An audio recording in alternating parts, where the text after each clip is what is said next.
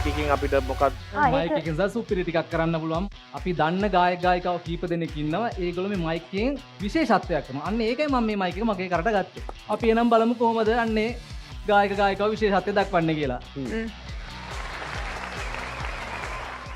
පිළිගන්න වේදිකාවේ නිහාල් නෙල්සන්. ස්තුතියි සුබ සන්ධ්‍යාවක් වේවා සියලු දෙනාටම. මේ පැත්තෙන් ඉන්නවා ඒ සුපිරිම channel එක ලෝකයේ අංකයකට කරන දෙයක් ලංකාවෙත් අංකයකට ගෙන්නන ලස්සනම channel එක මේ පැත්තෙන් ඉන්නවා. මේ පැත්තෙන් ලස්සන පාට ඔඩියන්ස් එකක් ඉන්නවා. ඉතින් ඒ ලස්සන ඔඩියන්ස් එකෙන් ලැබෙන සද්දෙන් තමයි අපි ගැස්සිලා පැද්දිලා ඉස්සරහට යන්නේ. එහෙනම් දෙන්න බලන ලස්සන අත්පොලසන් නාදයක්. එහෙනම් මම ගායනා කරනම් ඒ ලස්සන ගීතය කිරිදුන්නේ දරුවන්ටයි සිරුරෙන් ඈගේ. කිරිදුන්නේ දරුවන්ටයි සිරුරෙන් ඈගේ.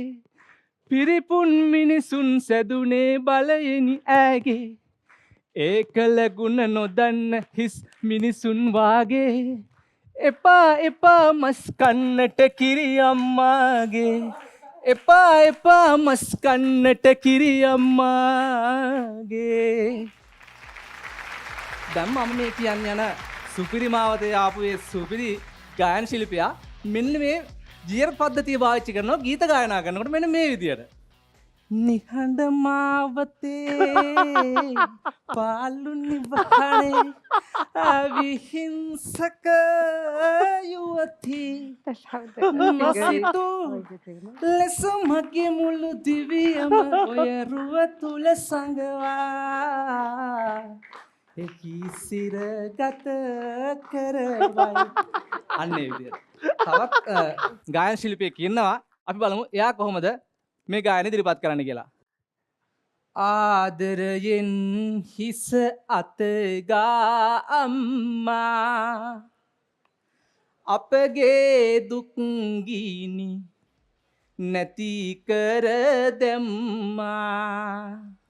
ගම්මානේ හැඩයි නුඹ හිටියා නම් වෙල්යාය සරුයි නුඹ දැක්කා නම් ගල්ලින්දේ වතුර ඔබ බොනවා නම් මගේ කන්දේ පැලට කැන්දන් යන්නම්. මගේ කන්දේ පැලට කැන්දන් යන්නම්. මගේ කන්දේ පැලට. වාට ගොඩක් වැඩ පුළුවන් කෙනෙක්.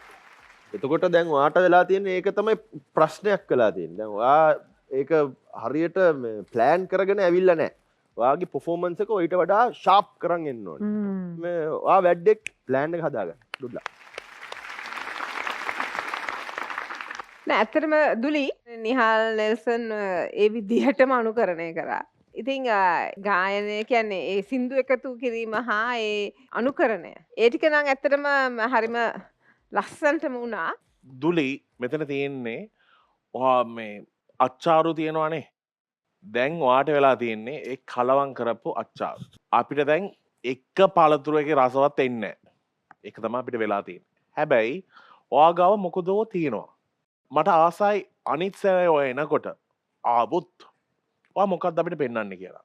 මම හිතන්නේ මේ ස්ටේජ් එක ඔයාට chance එක දෙන්නේ නැත්නම් වෙන ස්ටේජ් එකක් දෙන්නේ නැහැ. මම කියනවා ඔයාට අනිත් රවුමේ අපි හම්බ වෙමු.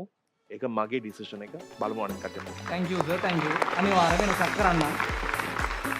සංගීත. wow. okay.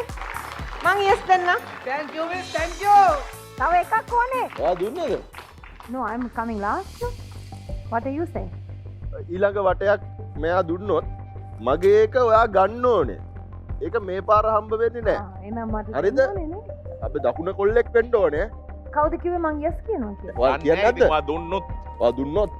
දුන්නොත්. දුලි මොකද කරන්නේ? මිස් දකුණට ආදරේනේ කොල්ලොන්ට ආදරේනේ ෆිට් එකනේ. Okay. Duli, you're in. I give you the yes.